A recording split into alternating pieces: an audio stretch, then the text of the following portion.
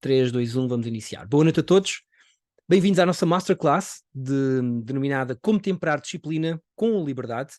E na realidade trata-se de uma outra visão da disciplina, que nós chamamos de disciplina sensorial ou disciplina lúdica, e que não é disciplina que a sociedade nos foi ensinando, com o melhor que tinha, os nossos pais, a sociedade deu-nos o melhor que tínhamos, mas é uma abordagem para a disciplina levemente diferente. Vamos lá, iniciar a nossa Masterclass. Nós temos 1 hora, é pouco tempo para um tema com tanta profundidade.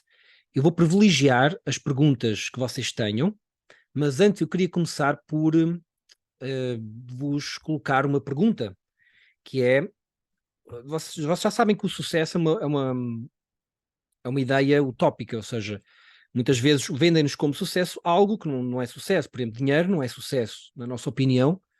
Nós somos professores do The Rose Method, a nossa escola é The Rose Method em Lisboa, que é uma escola de autoconhecimento.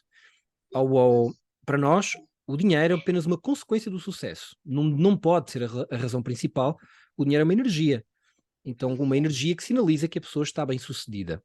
Então, vamos começar a nossa masterclass. Eu vou-vos mutar, tá bem? E se quiserem desmutar, desmutam para falar, tá bom? Se eu vos perguntasse aqui, algo que vocês queiram muito alcançar e que, de alguma forma, vocês identifiquem como um sucesso pessoal, o que é que seria essa circunstância, essa atitude, essa conquista? O que estamos a falar de quê? Vamos apenas contextualizar para dar ênfase ao principal mecanismo pelo qual os sonhos se concretizam em realidade.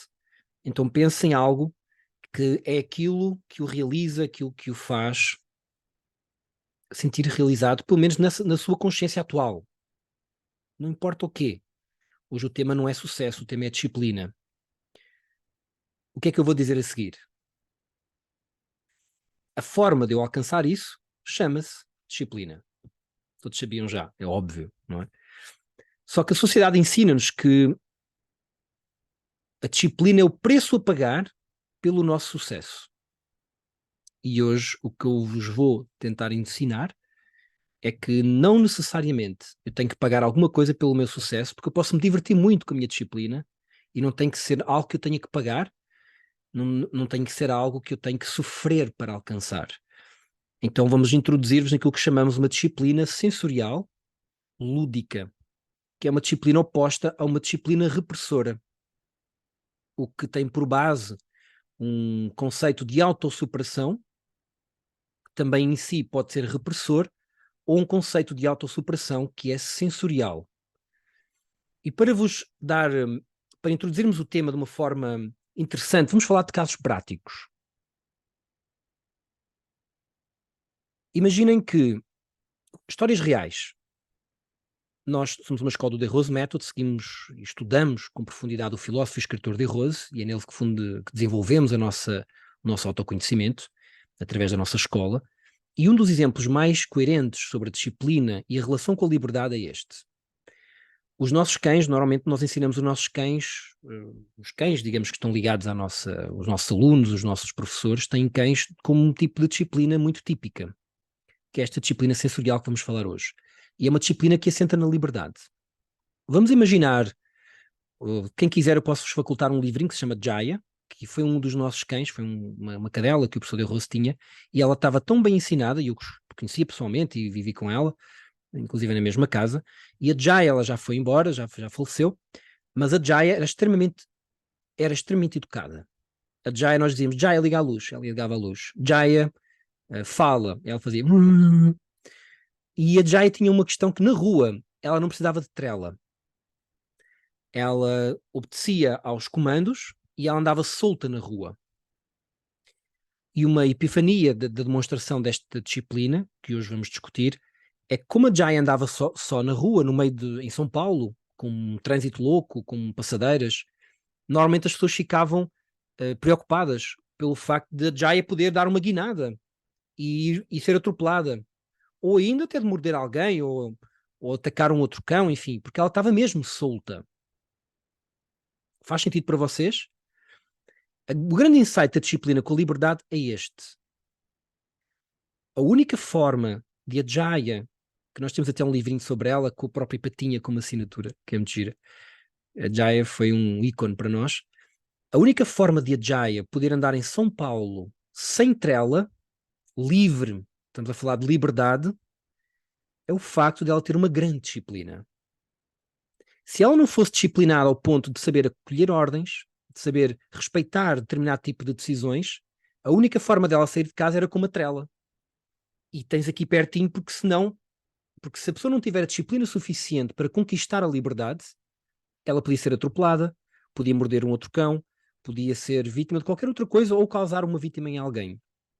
A relação entre liberdade e disciplina, ela entra em curto-circuito quando nós temos uma visão de disciplina repressora, porque é como se fossem antíteses. Ou tem disciplina ou tem liberdade. É como se a disciplina nos consumisse parte da liberdade. Porque nós, estou-me a incluir no grupo, a sociedade fez o melhor que pôde. Comparando com a vida que as minhas avós tiveram, nós performámos muito bem. Agora há coisas a melhorar. E a parte da disciplina é repressora. E como é repressora, ela incute em nós uma dicotomia entre ou eu tenho disciplina ou eu tenho liberdade. Quando, de facto, é exatamente o contrário. Se nós formos mais fundo naquilo que, enfim, no rótulo, liberdade é um rótulo, disciplina é outro rótulo, mas se formos mais fundo no que esses conceitos, na atitude que esses conceitos representam, é através da disciplina que eu obtenho a liberdade. Tal e qual a Jaya, com muito mais disciplina, muito mais treinada, ela conseguia ter uma liberdade extrema. E isso é muito interessante. Este exemplo, porque ele vai confrontar diretamente a nossa visão que nós temos, e que talvez vocês tenham visto naquele título provocador, como é que eu tenho que temperar disciplina com liberdade, como se fossem coisas antagónicas. E não é para menos, porque eu andei nos pelos do Exército aqui em Lisboa, a disciplina que nós aprendemos, está aqui o Tiago, que também é aqui do Exército, é uma disciplina férrea. No pain, no gain. No brain. Porque não é uma disciplina inteligente. Tem que ser uma disciplina com trela, em que eu privo da minha liberdade para cumprir isso. Na nossa perspectiva, o que acontece é pessoas que são brindadas à nascença com um espírito de resiliência e muito foco, essas conseguem manter a disciplina e destacam-se. E uma grande maioria de pessoas, até mais sensíveis, têm muita dificuldade às vezes na aplicação da disciplina, porque elas têm dificuldade em se reprimir, então ficam na dúvida e até acham que não têm disciplina. Quando há uma alternativa para isso, que é uma disciplina baseada noutra cultura, que não é uma cultura repressora, que seja uma cultura libertária, sensorial, em que eu valorizo aquilo que eu sinto e não reprimo aquilo que eu sinto.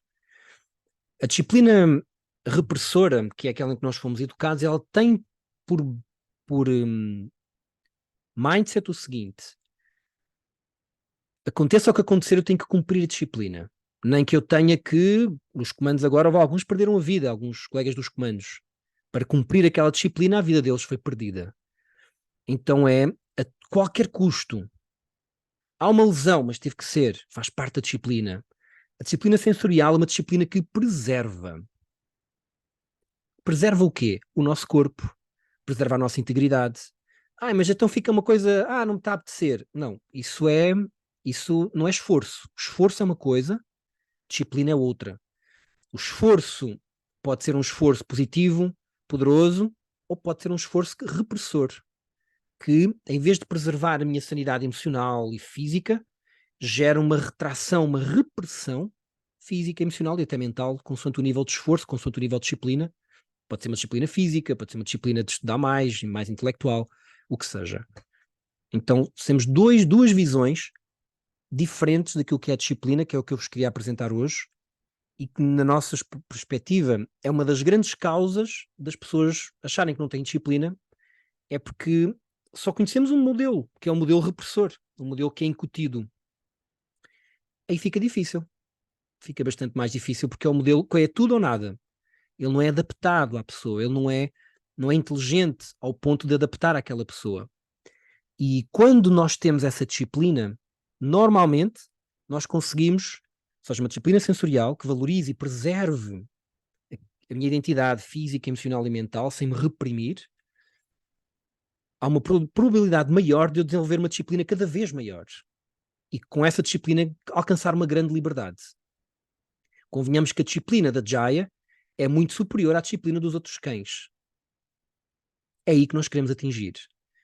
Para demonstrar, em termos de exemplo prático, o poder de uma maior disciplina, vamos reportar-nos a um outro exemplo, que foi na década de 80 também, em Cascais até, que havia um mestre pedreiro, que hoje em dia devem estar em extinção. Ele tinha uma grande pedra e ele estava só com um pequeno martelinho a fazer pequenos toques na pedra. Tuc, tuc, tuc. Eu estou a usar este exemplo porque foi o professor Rose que vivenciou, então para nós é um exemplo icónico. É bom começar por ele. Pela tradição é assim que fazemos. E o professor Rose pensou para ele: o que é que este senhor está a fazer com um martelinho tão pequeno, uma pedra tão grande, com pequenos toques na pedra? Acontece que dali a algum tempo, sempre o mesmo ritmo. Tac, tac, tac, tac. E quando bateu, uma última vez, a pedra abriu-se ao meio como se fosse um laser. Esse é o poder do que nós chamamos ritmo. O que é o ritmo? Ou seja, disciplina é a aplicação constante de uma certa disciplina, de uma certa rotina. O ritmo é quando essa rotina chega a um nível tal que ele tem o poder de transformação da matéria. E vocês dizem: que exagero, Eduardo, transformação da matéria. No caso da pedra, partiu como um laser. Se eu pegar em 2 paus de madeira, não toda a madeira, mas um determinado tipo de madeira, e começar a friccionar a madeira de uma forma constante e ritmada, a madeira pega fogo. Deixou de ser, digamos, material da terra, passou a ser fogo, material, um elemento do fogo. Se eu pegar no leite, por exemplo, que é um elemento líquido, eu pego no leite, atiro para o fogo, o leite apaga o fogo, a fogueira. Mas se eu pegar no leite e começar a bater o leite, até formar manteiga, eu pego na manteiga, atiro para o fogo e a manteiga atiça o fogo. Houve uma transmutação da matéria. Estes são os exemplos filosóficos que vêm desde que o homem se conhece como homem, para revelar a importância deste esforço aplicado, desta disciplina, desta autossuperação aplicada, com a capacidade de transformar a matéria. Claro que são exemplos hipotéticos e do plano físico, mas se eu aplicar uma disciplina de todos os dias mentalizar determinada coisa, todos os dias fazer uma meditação, ou todos os dias fazer um exercício qualquer de estudo de uma determinada área. A única forma de eu construir aquilo que chamamos ritmo tem que ser na vida de um dia. Nós, à noite, morremos para a vida e renovamos no dia seguinte. Eu quero ser escritor, escrevo só aos fins de semana. Não vai desenvolver ritmo. Ou seja, aquela genialidade que advém do ritmo, da aplicação do ritmo da disciplina. Ou seja, há uma disciplina. Quando elevamos a disciplina ao nível de ritmo, que ele vira um ritmo que nunca falha, nós chegamos ao patamar de transmutar e de fazer, da genialidade se demonstrar em qualquer área. É por isso que a disciplina sensorial é muito valiosa.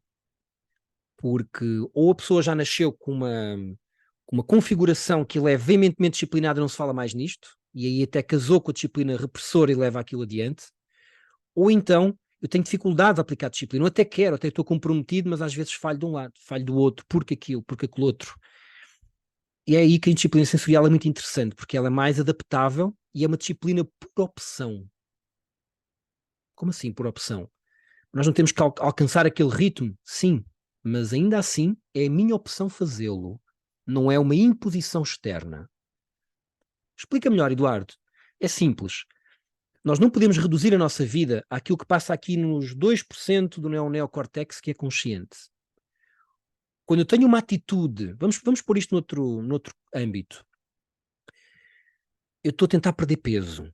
Aí olho para um chocolate, babo olhar para o chocolate, mas não pode ser. A repressão emocional daquele chocolate faz pior, em termos de stress, em termos de impacto na saúde, do que comê-lo. Eu podia ter comido só um pouquinho menos. Mantinha o ritmo de reduzir, mas aquela repressão tem um espectro em tudo aquilo que é subconsciente, que é a maior parte da nossa vida, muito maior. Quando eu reprimo as emoções, nós temos uma ideia, por exemplo, isto não é na aula de hoje, temos uma ideia de alimentação que é só física.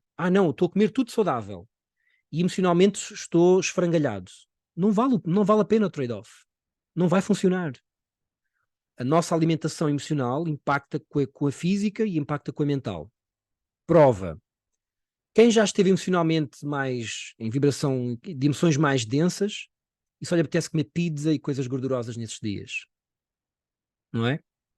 Nós estamos ligados. Emoção mais densa, apetece-nos comer mais porcaria. Estamos super saudáveis, aí apetece-nos comer melhor. Que é assim que funcionamos. Então essa é a grande vantagem da disciplina sensorial. Eu queria fazer agora um breve pausa aqui na introdução, para não avançar mais, e deixar aqui plano para dúvidas, para, enfim, para os novos, ou se não, então vamos avançando. O que falta é matéria. Mas desta visão, consegui dar-vos o que é uma disciplina sensorial, lúdica, por opção. Eu opto, eu não sou obrigado a nada, é uma opção minha. Não é a disciplina que me reprime, sou eu que escolho segui-la dentro e respeitando os meus próprios limites, a minha adaptação do próprio dia, a adaptação biológica do próprio dia. É uma disciplina que é inteligente e que preserva a minha personalidade, ou seja, a minha parte corporal, a minha parte emocional, a minha parte mental. Ela não visa, vocês dizem, será que conseguíamos, como é que seria aplicada a alta competição? Nós temos vários atletas de alta competição connosco, mas aí o estudo é insuficiente, porque eu não sei se a alta competição preserva assim tanto a vida daquelas pessoas. Esta é uma disciplina para nos expandir a nós, para nos preservar. Eventualmente pode haver desportos em alta competição que a pessoa morre mais cedo sempre. Nesse caso, talvez não seja a melhor disciplina. Ou seja, se houver uma repressão, porque o que importa é ganhar títulos e pronto, e é um caso que temos que ver. Apesar de termos vários atletas, mas que se recorrem das técnicas de gestão de stress e de mentalização muito através dessas técnicas. É isso. Dúvidas agora, para esta breve introdução inicial. Quem já tinha ouvido falar, alguns já, mas alguns não. Ficou claro ou ficou ainda... Claro, ficou mais intelectual ainda, que é uma introdução inicial. Conseguimos vislumbrar uma imagem, pelo menos, do que é uma disciplina sensorial? Sandra, Ricardo, José, Ninha. Eu acho que não percebi muito bem assim a diferença, ou melhor, não consigo identificar um exemplo assim concreto para conseguir distinguir. Consigo perceber que uma é algo bom e que nos provoca bem-estar, e outra não, mas não consigo ir mais além do que esta ideia. Isso é muito, muito natural, obrigado pela partilha. Porque nós só conhecemos uma ideia de disciplina, que é tudo ou nada. Ou é assim ou não é assim. Vamos pôr em casos concretos, imaginando que eu estou a fazer uma dieta. É uma disciplina. Nós não recomendamos dietas, by the way. Vá de reto, não faça dietas, é a nossa recomendação. Mas aqui para o caso, imaginemos que a pessoa está a fazer dietas. E a dieta consiste em não comer isto, não comer aquilo, não comer aquilo. Se a pessoa tem uma disciplina mais repressora, ela segue o plano e acabou-se. É para fazer aquilo, é para fazer aquilo, não importa, tem que ser feito aquilo. Numa disciplina mais sensorial, eu não vou seguir o plano porque tenho que seguir o plano, eu vou ver como é que eu me sinto a seguir o plano. E nós, como assim? Vamos para um exemplo concreto. Imaginando que, ok, vou optar por reduzir isto, fazer isto, fazer isto. Eu optei por não comer mais bolos, chocolates. Mas num dia em particular, sinto um enorme desejo em chocolate. Numa disciplina repressora, eu não comeria chocolate e reprimiria essa emoção. Não pode ser. Não pode ser. Essa emoção reprimida para nós é nefasta. Numa outra versão mais sensorial, eu podia fazer várias coisas, não tem que ser uma só. Eu podia dizer assim: olha, está mesmo a apetecer, mas amanhã vou comer um bocadinho. Mas hoje não, hoje vou empurrar com a barriga. Mas de uma forma positiva, mais leve. Aí vocês dizem: ainda assim fica subjetivo. Mas é uma abordagem diferente, porque apesar do output ser o mesmo, a minha abordagem perante aquele evento é diferente. Eu não estou a dizer que não pode ser. Eu vou dizer, eu opto por não comer hoje, mas amanhã vou comer um pouquinho, talvez, se tiver o mesmo desejo. E no dia seguinte, se tiver, come, mas em vez de comer a tablete, come só um cubinho. Ou opta mesmo hoje, em vez de comer chocolate, disse para não comer chocolate, mas vou só comer um cubo. Porque hoje o meu corpo está-me a pedir bastante. Eu estou a sentir uma grande... Eu faço um desmame. Não é uma coisa que é imposta de fora de mim para dentro de mim. Sou eu que, por opção, vou escolher as minhas ações em direção a um determinado sentido. E não uma coisa imposta de fora para dentro. Eu tenho muitas opções, ou seja, a disciplina com liberdade, a disciplina sensorial, dá-me opções. Eu posso mentalizar, ok, está mesmo a apetecer, agora vou fazer aqui uma mentalização para usar esta energia que me está a apetecer para transformar o chocolate em músculo, whatever. Mas por um mindset positivo de construção. Ou se a coisa for muito grande, vou mesmo comer um pouquinho de chocolate. E tomo lá só um bocadito. Porque é uma questão de quantidade. E se eu comer um cubinho de chocolate, não vai fazer grande diferença na dieta. E eu não vou gerar emoções densas. Ou posso substituir. Então, a apetecer comer chocolate, pronto, vou comer uma banana. Estou a precisar de açúcar. Então, o corpo está-me a pedir açúcar. Em vez de comer o chocolate, vou comer fruta, que é açúcar direto. Mas eu tenho uma relação com o evento de negociação, de respeito pelo que eu estou a sentir, e não de repressão, porque tenho que seguir aquilo e toma lá. A disciplina repressora é assim: Sandra, não chora, aqui não podes chorar, comporta-te, faz como deve ser, reprime aquilo que eu estou a sentir. E isso manifesta-se em tudo nas nossas vidas. Nós, sei lá, eu fui menino das avós muito tempo, e sou ainda, mas elas agora já não estão cá. E uma das coisas que mais me impressionou, a minha avó não se divorciou do meu avô, e deveria o ter feito, porque ela não queria o escárnio da sociedade por dizer, olha, aqueles divorciaram-se. Na altura dela, era o pior que se podia fazer, quase.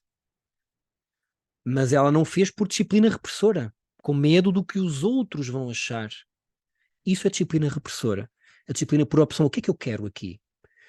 A disciplina por opção é uma disciplina que não haveria guerras. Vamos todos para a guerra. Não vão vocês, eu não vou. O meu corpo, não vou perder o meu corpo, porque agora tu decidiste que vou lutar contra os russos. Eu não tenho nada contra os rapazes que estão lá. Vai tu, presidente.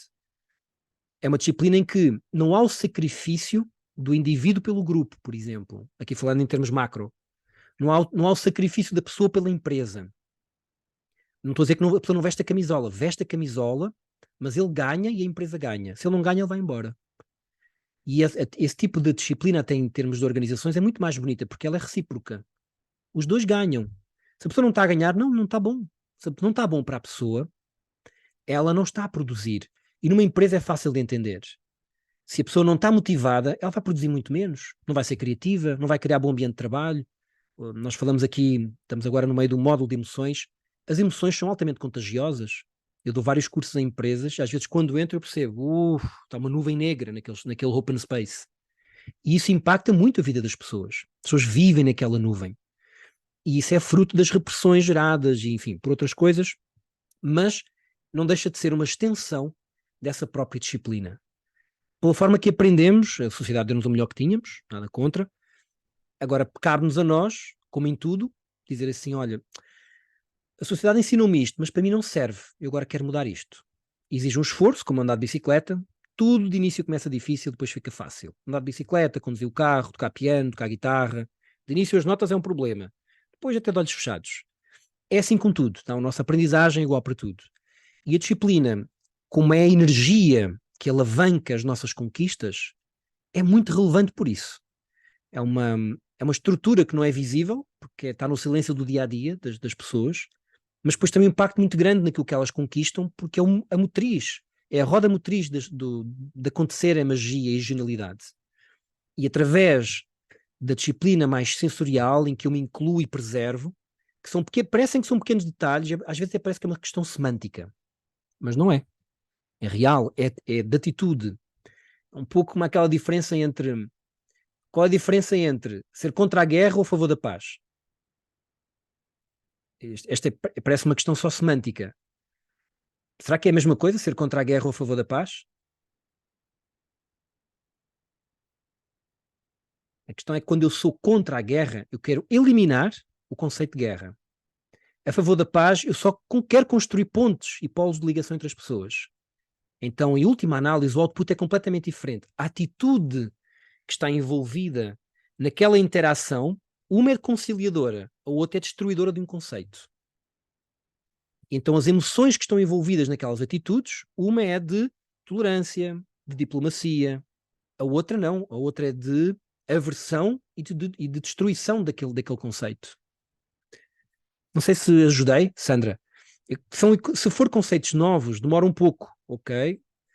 E tem que ser desenvolvido. Tem que ser desenvolvido. Mas é uma reflexão interessante porque é meio subversivo para aquilo que aprendemos e é tão extenso a tudo o que fazemos. É por isso que é genial este conceito de disciplina que preserva, lúdica até, divertida. Vamos pensar no seguinte: quem tem filhotes, ou já teve, ou já foi, já fui, todos fomos. Está aqui, por exemplo, o Ricardo, o Tiago, o Gustavo, o José. Como é que era quando nós tínhamos, sabe, 16 anos e se tivéssemos que ir jogar à bola? Ah, não, vamos ter que ficar 2 horas a jogar à bola. Havia problema nisso? Não. Às vezes era a tarde toda. A pessoa já está, ou então vai para a água, está com os lábios roxos, ele não sai da água, porque ele gosta tanto daquilo. Então, às vezes, um dos problemas que vem da disciplina é que nós fazemos coisas que não devíamos fazer. Aí toquem temas mais profundos. Coisas que não me dão prazer nenhum, em que eu me prostituo por dinheiro, porque tem que ser. Então eu estou trilhado a algures num mecanismo da minha vida em que faço coisas que não me ativam. Aí a disciplina fica muito mais difícil, porque eu estou a fazer coisas que não me ativam. Hoje em dia, com as neurociências é facilmente explicado, não é? Se a pessoa, uma criança, um adulto, se não tem dopamina suficiente no cérebro, não consegue aprender aquilo. Então, se aquilo não é minimamente entusiasmante, não há como a pessoa evoluir naquilo. E essas opções que vêm antes das escolhas pelo intelecto, a disciplina, quando falamos em disciplina sensorial, não é só dos sentidos, é uma disciplina que integra.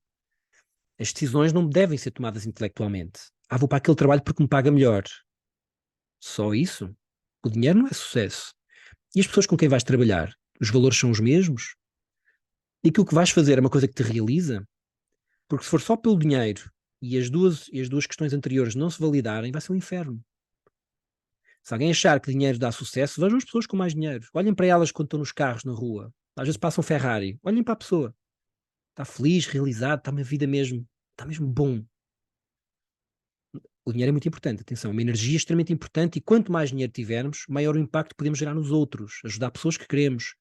Por exemplo, vale a pena aqui dizer, os vossos pais podem chegar a um momento que vão chegar, aliás, que se chegarem bom aspecto, em que vão precisar de, ou vão para um lar ou ficam em casa.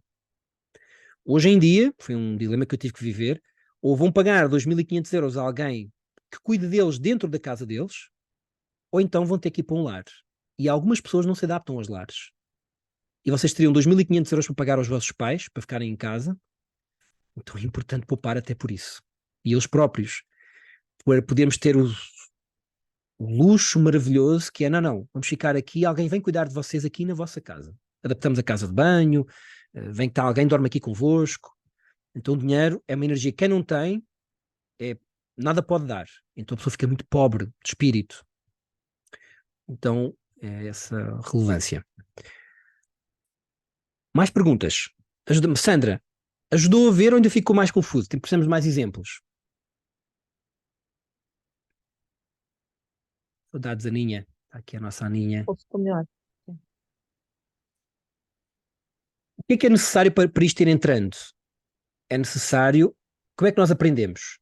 Como é que fazemos uma aprendizagem?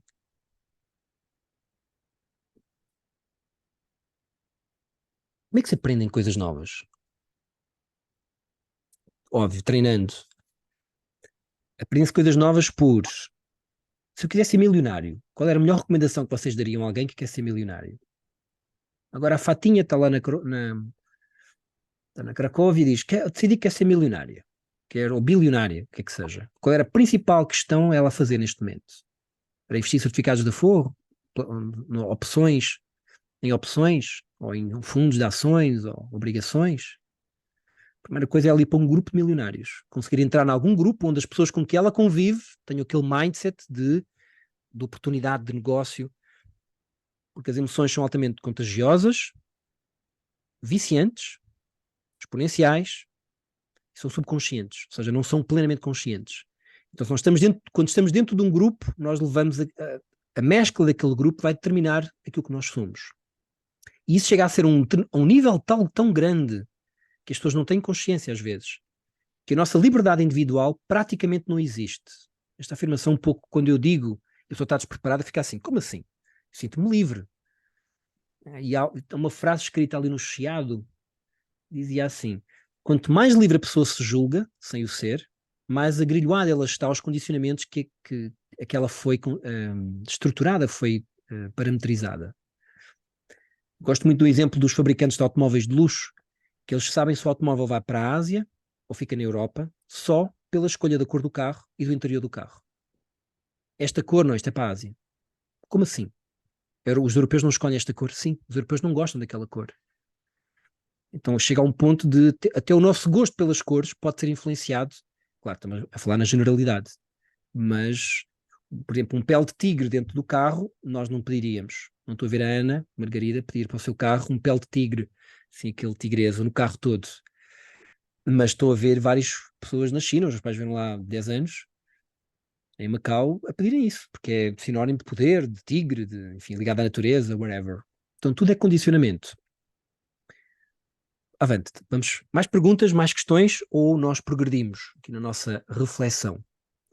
O objetivo era puxar-vos o tapete, era dizer assim, pois é, nunca tinha pensado nisto, de facto eu sempre achei que tinha que ser assim, no pain, no gain, no brain. É uma forma bem humorada de nós brincarmos, porque não é inteligente, no pain, no gain. Olá, Luísa. Olha, Diz, Aninha. eu tinha uma dúvida que mesmo quando já às vezes estou nesse registro de é algo que nos dá prazer, não é uma coisa imposta, hum, às vezes também há outra coisa que se põe no caminho que é não ter energia para levar avante esse ritmo, porque há dias em que, obviamente, uma pessoa está mais energética, outros não, às vezes é difícil controlar os imprevistos, e então era para perceber se há aqui se há algumas dicas Sim, para passar isso à frente, esses cansaços. sem dúvida. Isso é um dos pontos fulcrais, na realidade, da disciplina sensorial, que é, nós temos que reconhecer dois aspectos. Primeiro, nós fomos formatados para seguir aquilo que é imediato e sensorial. Ou seja, a nossa parametrização toda é imediata e sensorial. Se apela aos meus sentidos e está aqui de forma fácil, é já. Ou seja, eu estou parametrizado para seguir essa via automatizada. Eu estou no sofá. Eu tenho que me levantar para ir correr, ou tenho que me levantar para ir fazer meditação. Já estou tão cansado hoje, depois de um dia de trabalho. Esses são os pontos críticos da disciplina, em que o imediatismo e a sensorialidade puxam-nos o tapete e colocam a nossa disciplina em questão. Voltando aqui ao tema da Aninha, da Ana, nós temos alguma, já nos conhecemos, então trato por Aninha, de forma querida. A parte da energia, ou seja, esse imediatismo e essa sensorialidade, tornam as nossas decisões não conscientes. Então, nós, quando estamos cheios de energia, parametrizamos tudo e meto uma coisa quadradinha, acordo às 6h30, pratico, faço uma corrida até às 7, faço até às 6h30, no dia em que estamos cheios de energia. E quando vem o dia a dia normal, o mundo não é quadrado, é redondo. Aí começo a ter dificuldades em aplicar a disciplina ao meu dia a dia. É aí que entra a magia da disciplina sensorial, que é o que eu tenho que criar é ritmo. O que é ritmo? É eu reconhecer que quando eu durmo e quando eu volto a dormir, naquele período digamos, de um dia, eu tenho que ativar aquela disciplina. Outra coisa, antes de eu chegar aqui, é importante dizer que eu não tenho que ter disciplina a tudo. Porque se tu te cobrares, isso é um dos grandes problemas que eu vejo nos executivos, eu até costumo chamar várias vezes, que chamo de executivo, tu sabes, tu leste o artigo lá da Executive Digest que falava nisso, que é executivos de alta competição. São pessoas do dia a dia comuns, com profissões comuns, mas que se nós olharmos o nível de estímulo a que estão sujeitos, não perdem nada para os atletas de alta competição, na verdade têm pior ainda. Porque o atleta de alta competição, como é uma competição física, já prevê massagem, já prevê descanso físico, Ao passo que quando é um atleta que utiliza a mente, o intelecto, um jornalista que tem que estar sempre a escrever, ninguém lhe diz, agora para fazer uma massagem para descansar o pensamento. Não está previsto, porque nós fomos muito educados, nós competimos pela parte corporal, mas não fazemos o mesmo para a esfera emocional e para a esfera mental. E nós devíamos fazê-lo. Ou seja, o mesmo treino de alta competição que fazem os atletas, nós devíamos fazer o mesmo entre estímulo e descanso, vai ao ginásio na segunda, na terça descansa aquele grupo muscular, ou vai correr de manhã, depois tem que descansar e fazer massagem. Nós devemos o fazer para a nossa parte emocional e para a nossa parte mental. Se não fizermos, não tem mal. Vamos pagar uma fatura, envelhecemos mais rápido e pronto, a vida é assim. Não tem... As regras estão aí, no jogo. E aí nasce toda uma série de técnicas que tu conheces, que são técnicas de preservação da nossa vida emocional, da nossa vida mental. Então nós temos que pegar nas emoções e desligar as emoções. Pegar no pensamento e desligar o pensamento, de forma regular, como forma de aumentar o nosso nível de energia, para ganhar mais energia. Voltando ao que tu disseste antes, imaginando que eu estou naquele ponto onde imediatismo e sensorialidade não estão a favorecer o meu esforço para a disciplina, porque eu estou deitado na cama. Aí tem várias estratégias. Uma delas é esta. Se eu sou imediato e sensorial, vamos fazer pelo exemplo, que é mais simples, e vai ajudar aqui para todos. Quem se consegue deitar hoje sem lavar os dentes? Levanta o braço. Consegue ir para a cama sem lavar os dentes?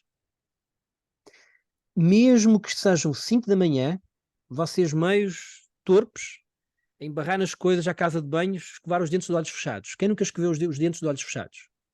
Cheio de sono. Mas vocês escovaram os dentes de olhos fechados. Mas quando começaram foi assim? Não. Ou seja, quando eu consigo condicionar-me por um hábito, aquilo entra no piloto automático.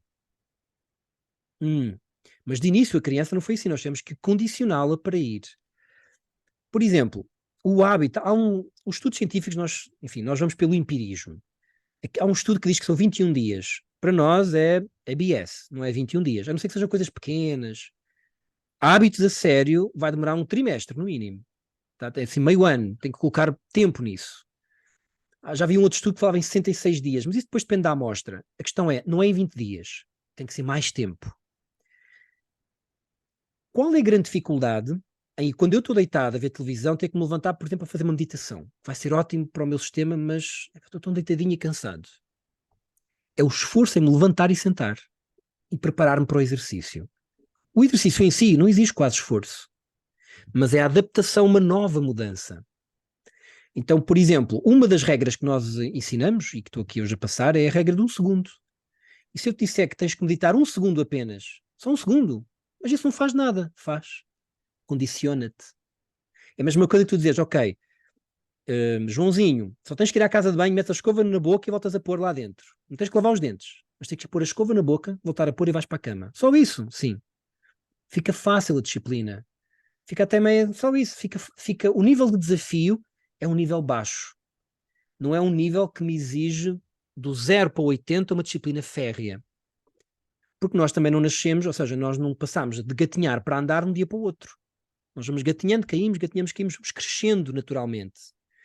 Então, uma das questões mais importantes da disciplina sensorial é identificar como a rotina, o ritmo é que é relevante.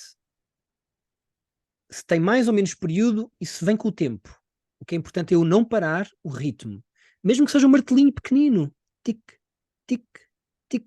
Parece que não faz nada. De repente abre a rocha ao meio. Eu já fiz nós temos uma prática completa, que é o que fazemos todas as manhãs, ou às noites, depende da pessoa. Basicamente aquilo ordena tudo, física, energética, emocional, mental, nutricional, que faz completo, que é a prática que tu, Ana, que já conheces. Eu cheguei a um momento da minha vida, hoje em dia às vezes faço 1h30, enfim, entusiasmo com aquilo e faço mais tempo. Mas houve um momento da minha vida que eu fiz muito tempo, 8 minutos por dia. Eram mesmo 8 minutos. Era muito pouco. E digo-te, passado 3 meses, aquele ritmo pequenino começou a gerar uma série de efeitos muito interessantes. De energia, de insight, de aptidão. 8 minutos por dia. Porquê? Começou a ganhar ritmo. E o ritmo gera um desafio direto às leis da física. Não acredita em mim, experimente, mas agora tenho que cumprir aquilo direitinho. E a disciplina que é feita pelo prazer dá ainda mais efeito, pelo desafio. Voltando ao teu exemplo, eu podia, nesse caso, levantar-me e fazer um segundo. Ou podia ainda, tem muitas opções, ou seja, a disciplina sensorial tem muitas opções. Eu podia dizer, não, tem que ser mesmo. Ia para lá com este rosto assim. Tem que ser. Emoções densas, aliadas a uma disciplina, não são boas. Tem que ser emoções de conquista. Eu vou lá porque eu optei por ir. Se for preciso, eu não sou obrigado, então não vou. Vou lá um segundo, só para manter o ritmo. Um segundo. Tal, já está. Mantive o meu ritmo, fiz. Mas foi só um bocadinho, tinha mais energia hoje. Foi a minha opção. Aliás, nesse ponto onde tem imediatismo e sensorialidade naquele momento H, se tu disseres assim, o que é que eu vou escolher? Fica logo mais fácil. Porque tu não... Quando tu te permites optar, alivia. E quando tu tem de ser, quando tu absorves um mindset tem de ser, pesa ainda mais. Porque tu cobras-te. E quando te cobras, começa a impactar a tua autoestima automaticamente. Isto é tudo inconsciente. Não é inconsciente, mas é subconsciente. Se eu não tomar atenção, eu não noto. Se eu tomar atenção, eu percebo que é assim. Ou posso simplesmente fazer, que é uma recomendação ótima, que é, realmente está-te aqui tão bem, mas eu quero chegar ali no final da semana e dizer, esta semana não falhei nem uma vez, com o sentimento de conquista. Então eu vou lá picar o meu ponto. Nem que seja só um segundo. Aí sento-me, como é que está hoje? Hoje até vai ser mais tempo, já estou aqui, então aproveito e faço um minuto. Mas eu concentro-me no resultado potencial, pela positividade, pela conquista, pelo entusiasmo de lá chegar, sem ir assim com emoções de repressão. O termo aqui é não pode reprimir. A repressão aqui gera um efeito subconsciente muito negativo, que depois se expande a toda a nossa área de vida. A partir do momento que eu começo a habituar a reprimir tudo, eu deixo de viver com naturalidade. Essa é uma das razões, por exemplo, que nós trabalhamos muito com propósito de vida, e a realidade é que nós precisamos do propósito de vida para alguma coisa, para ser felizes. Não precisamos nada disso.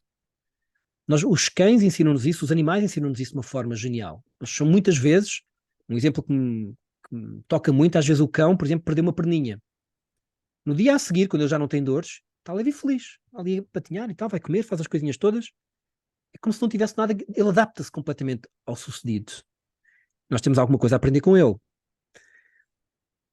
A questão é que nós complicamos, em parte, pelas nossas repressões. Pelo que tem de ser, pelo 2 mais 2 igual a 4, então eu vou seguir o 4 porque é mais rentável. Não, isso não chega. Não é assim que se tomam decisões. A decisão tem que ser noutro nível. Eu tenho que seguir aquilo que me conecta, aquilo que tem a ver comigo, aquilo que me faz vibrar, aquilo que me realiza, e não aquilo que me dá dinheiro, aquilo que é mais oportuno, aquilo que de lá para a frente parece que vai ser funcional. Essa manipulação intelectual e esse determinismo do futuro revela, enfim, cai naquelas falácias que nós falámos a semana passada, que revela a falta de autoconhecimento. Quais é que são os grandes problemas de autoconhecimento da sociedade? Nós achamos que temos tempo. Vamos morrer aos 90 no fim de tudo. Errado. Quem daqui não tem pessoas que já ficaram pelo caminho, da vossa idade? Todos temos. Uns com 20, outros com 30. Porquê é que foram eles e não fomos nós? Nós somos especiais? Não, foi estatística, foi acaso. Se um de nós não viver mais, segunda-feira. Mas nós vivemos, apesar de intelectualmente sabermos isso, enfim, não vou me alongar por aqui, senão seria uma aula, mas acima da mente tem uma coisa chamada ego, ou no sânscrito antigo era hamkara, que é aquilo com que nós nos identificamos. Como eu me identifico com algo, os meus pensamentos, as minhas emoções, aquilo que eu vejo e sinto e os meus sentidos captam, corrobora aquilo com que eu me identifico. Então, se eu me identifico com um movimento político, toda a informação que corrobora aquele movimento, eu vou buscá-la automaticamente. E o contrário também. Hoje em dia a ciência tem um nome para isso, eles chamam confirmation bias. Os antigos já sabiam isso, lá desde o início. Então, porque eu identifico-me, se eu me identifico que sou, eu sei que intelectualmente, bem, que não sou imortal, mas eu identifico-me que eu tenho tempo, lá no fim, no fim de tudo. As minhas decisões são muito erradas. Desculpem aqueles que já sabem. Exemplo, pense lá no último conflito que vocês tiveram. com alguém? Ana, Sandra, Ricardo, Romani e Heather. O último conflito que vocês tiveram com alguém. Vejam lá o vosso comportamento. Agora vou-vos dizer o seguinte. Se eu vos disser que nesse mesmo conflito, reportando-nos para esse momento exato, que essa pessoa ia morrer passado 1 minuto, a pergunta que eu faço é: a vossa atitude teria sido a mesma ou não? Sim ou não? A Ana teria tido outra atitude. E a Sandra teria tido a mesma atitude ou outra? Outra. E se fosse, em vez de 1 minuto, se fosse 1 hora? Outra, né? E se fosse 1 dia? E se fosse 1 mês? E se fosse 40 anos? Não importa o tempo. Importa é que naquele momento o meu mindset está, aquela pessoa é finita. Então espera. Nós entramos em guerras porque achamos que somos imortais. Essa é a realidade. Nós sabemos que intelectualmente que não somos, mas lá em cima, a nossa identificação é que lá no fim de tudo, nós temos tempo. Não, não temos. E bésame como se fora a última vez. Esse é o paradigma de um sábio. O sábio tem que viver no aqui e no agora. Hoje em dia chamam mindfulness. No antigamente chamava-se dharana, que é a concentração no aqui e no agora. Que é essa... Nós não temos nada por garantido. Não há nada garantido. Enfim, eu ia por aqui, mas aí vai ficar mal a longa. Mas tem a ver com disciplina. Esta urgência de realizar. Temos mais 7 minutos. Depois dos 7 minutos eu vou liberar para outro tipo de perguntas e fazer uma... Quem quiser, nós vamos abordar durante 1 mês, aprofundar esta disciplina sensorial numa turma específica, 1 vez por semana, 1 hora de treino, mas é um treino especial das vossas disciplinas, está bem? Cada um vai definir os próprios objetivos, vai ter que ver a diferença entre objetivo e meta, que é um dos erros que as pessoas colocam. Nós temos que seguir metas, não objetivos. Mentalizamos objetivos, mas temos que seguir metas, porque senão geramos ansiedade desnecessária. Vamos explorar isso, é uma das coisas que temos que explorar também. Mais dúvidas? Mais os novos que estão hoje, que ainda não nos conhecem? Tenham alguma dúvida?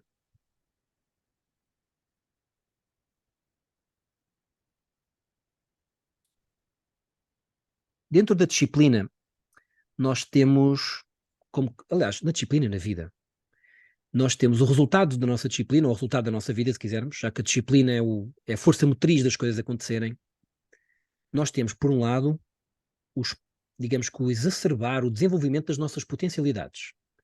Imaginem que alguém tem um potencial de escrita muito bom, é jornalista ou escritor. Por outro lado, nós temos interferências a que estamos sujeitos.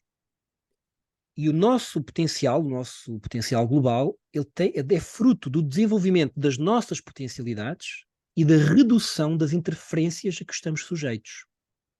Eu conheço pessoas com um talento médio em algo, mas sem interferência quase nenhuma, são pessoas resolvidas. E logo conseguem obter muitos resultados rapidamente.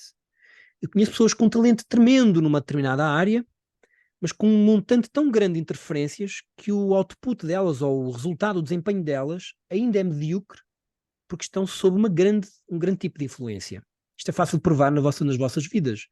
Basta ver, hoje em dia a ciência diz-nos que alguém que esteja, por exemplo, com uma dor amorosa, tem uma perda de QI de 20%, em alguns casos. Enfim, alguns dos estudos, nós não estamos aqui para defender estudos, os estudos científicos já de vários níveis, não é? Q1, Q2, Q3, vai depender um pouco da qualidade do estudo, mas a pessoa perde QI, isto está de acordo com a nossa visão, a pessoa perde QI quando está emocionalizada. A pessoa estupidifica quando se emociona. Então aquela interferência faz com que eu me torne mais burro, digamos assim, menos inteligente com o que quer que eu esteja a fazer. Com a disciplina é igual. No desenvolvimento da disciplina eu tenho que desenvolver os meus potenciais, que tem a ver com o detalhe na definição de metas, nos processos, nos métodos, e ao mesmo tempo resolver as interferências. Por exemplo, coisas assim banais e singelas que ninguém dá valor e que podem ser extremamente relevantes. Imagina que eu estou a aprender guitarra elétrica. A primeira coisa que, se eu tiver que aprender guitarra elétrica, que eu vou fazer é ter a guitarra afinada e pronta a tocar. Porque se eu tiver que ir debaixo da cama, tirar a guitarra, ligar a guitarra, afinar a guitarra para ir tocar, o nível de esforço de mudança é tão grande que muito mais provavelmente eu vou falhar a disciplina. Então eu tenho que arranjar no meu esquema do meu dia-a-dia um fenómeno ou uma organização para que seja prático, tem que ser prático, porque quanto menos prático, mais energia vai demorar, mais difícil vai ser a implementação da disciplina. E às vezes é tão simples quanto pôr um tapete no chão. Já está lá o tapetinho para fazer a minha meditação. Então já está feito. É só sentar e fazer. Não tenho que ir buscá-lo acima do armário. E nós achamos, mas isso parece tão ridículo. É que nós não somos conscientes. As nossas decisões são puramente emocionais. E as emoções neste tipo de nível são imediatas e sensoriais.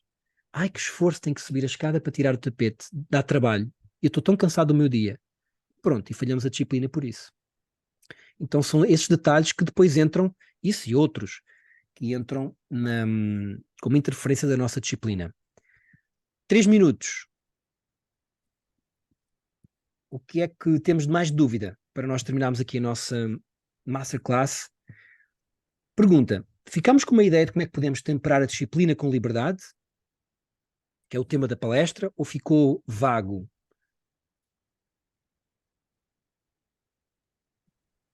Ou Eu acho ficou... que deu para ficar com uma ideia.